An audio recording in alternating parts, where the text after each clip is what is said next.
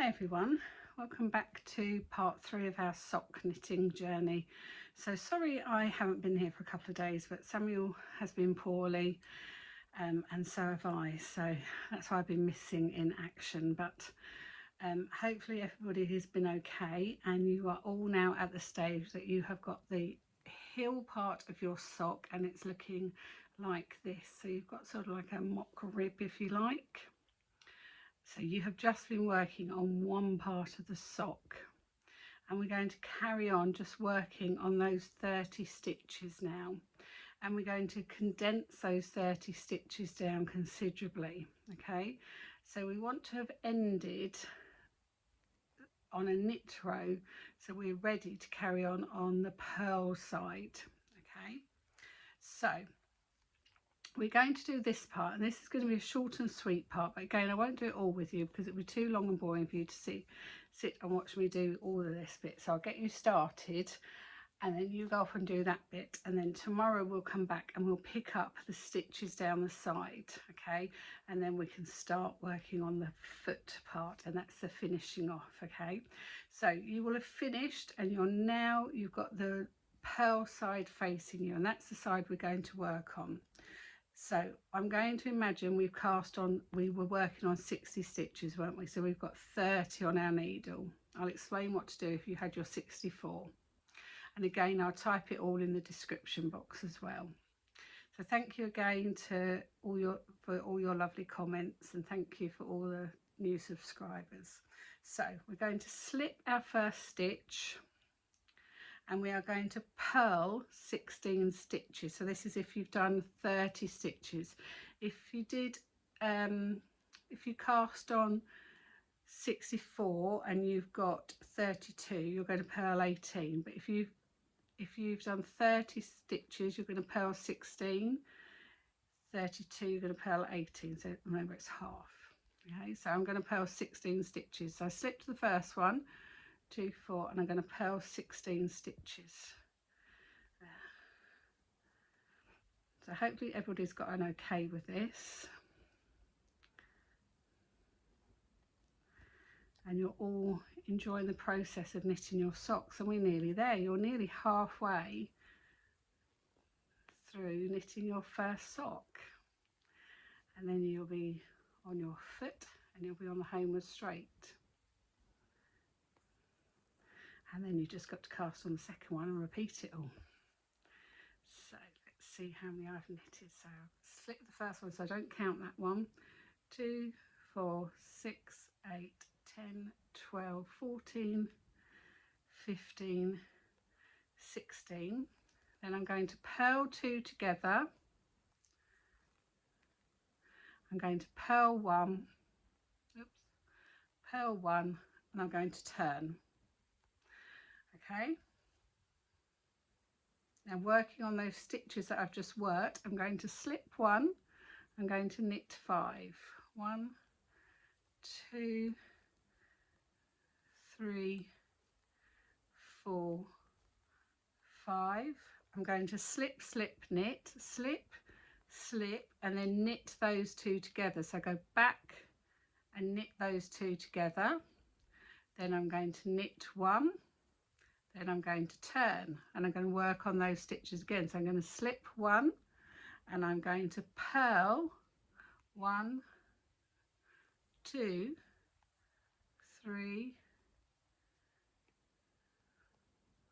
4, 5, 6. I'm going to purl 6, and then I've got 1 stitch left and then that I've already used, and 1 spare. So I'm now going to purl those 2 together, so there's effectively like a hole, if you like. Can you see? So I'm going to purl those 2 together, purl together, purl 1 and turn. Then I'm going to slip 1, then I'm going to knit 1, 2, 3, 4, 5, 6, 7. The last stitch, I'm going to slip it, slip the next one. I'm going to put my needle back into the two. I'm going to knit those two together and knit one, turn, and I'm just going to keep doing that. So I'm going to slip one, purl. So each time I'm knitting or purling one extra before I knit two together or purl two together, and I'm doing that all the way until I've used up all my stitches. So I'm going to keep doing this actually until my phone either dies, either I run out of battery, or I've finished. So you can see what I end up with. Purl the two together, purl one, and turn. Okay, and then we'll come back together tomorrow anyway, and I'll do the pickup. So slip one, then I'm going to knit. This is the quick part. I like doing the heel flap and whatever this bit is. I never know what this bit is. The heel, and this is the flap, I suppose. This is my favourite part actually. I don't enjoy the foot so much because sometimes I find the foot just so long to knit. So can you see there's a gap there? I'm going to slip that one, slip the next one, knit those two together, knit one and turn, and you're getting a nice little, can you see the nice little heel is coming now? Turn and just work back on those stitches. So I'm so pleased so many of you have said you've now got the confidence to try sock knitting, because it is a bit daunting, isn't it? Especially when people do it with the witchy sticks. But once you're doing it, it's not that hard. And I find most things are easier if somebody is able to sit there and show you what to do, because I can't just read a pattern and work out what to do. But once you've done this, once you've done a couple of vanilla pairs, then you can throw in a pattern. Because as I said, it is just knitting and purling. So purl the last two together. And if you go wrong, just start again. Nobody's going to arrest you. And if you go wrong as well, who's going to know? At the end of the day, who is going to know? There are no knitting police. There are no sock police. Nobody's going to know if you go wrong. Who's going to arrest you? So if you have started, let me know in the comments what yarn you're using. It's a shame we can't send photos, isn't it? You could always email me a photo, or try and put a photo on my Instagram page if you can, because I'd love to see what socks you're knitting.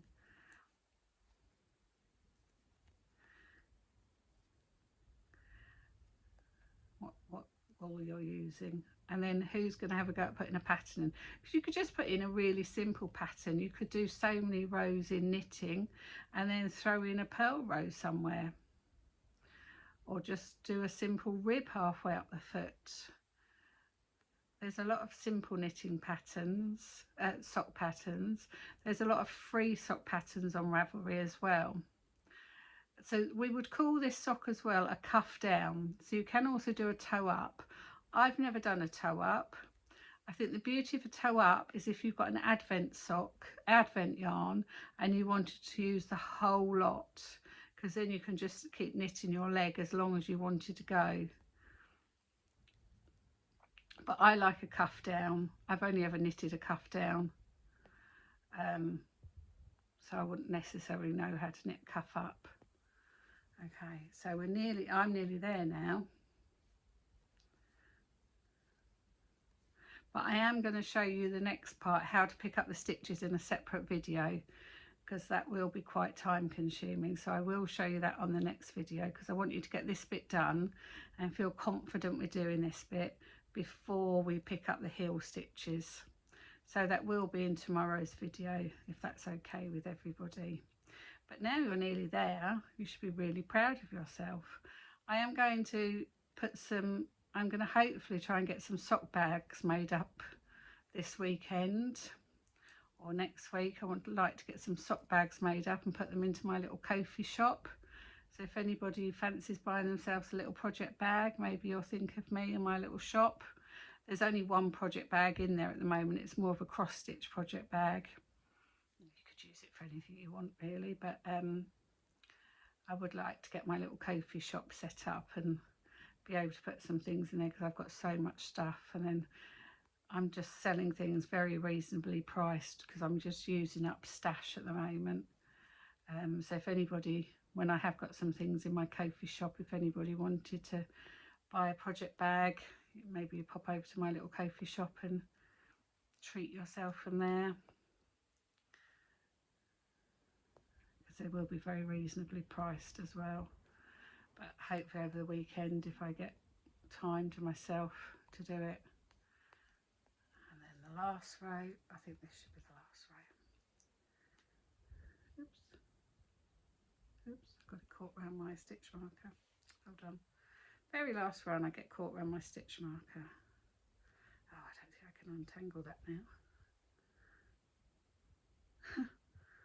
Can't untangle it. I can't get it off my stitch marker. Never mind. Last row. I